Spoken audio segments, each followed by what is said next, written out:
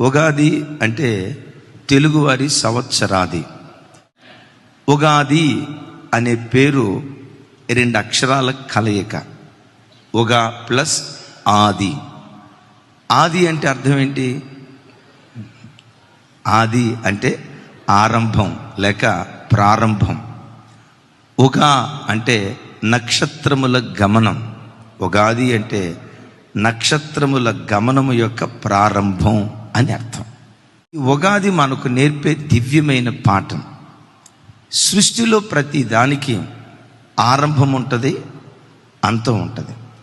ఆరంభించబడిన ప్రతిదీ ఏదో ఒక రోజు అది ముగించబడుతుంది.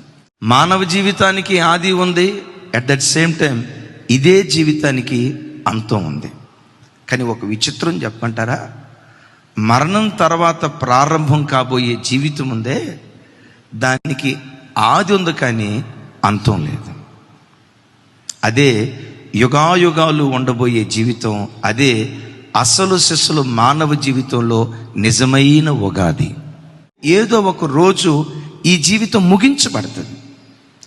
అయితే క్రైస్తవ జన్మ పరిశుద్ధ లేఖనాల్లో మనం గమనిస్తే మరణం తర్వాత ప్రారంభం కాబోయే జీవితం ఉందే, మరణం తర్వాత మరో జీవితం ఉంది.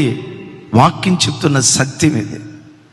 మరణం తర్వాత ప్రారంభం కాబోయే జీవితం ఎప్పటి జీవితం లాగా 100 సంవత్సరాలు ఉండే జీవితం కాదు, ఒక యుగం ఉండే జీవితం కాదు.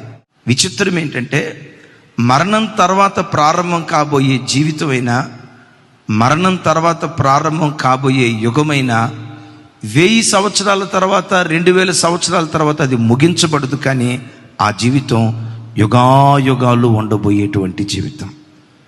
ప్రతి క్రైస్తవుడు ఆ ఉగాదికి సిద్ధపడేటువంటి వాడిగా బ్రతకాలి. చప్పలు కొడుతూ స్తోత్రాలు చెప్దాం.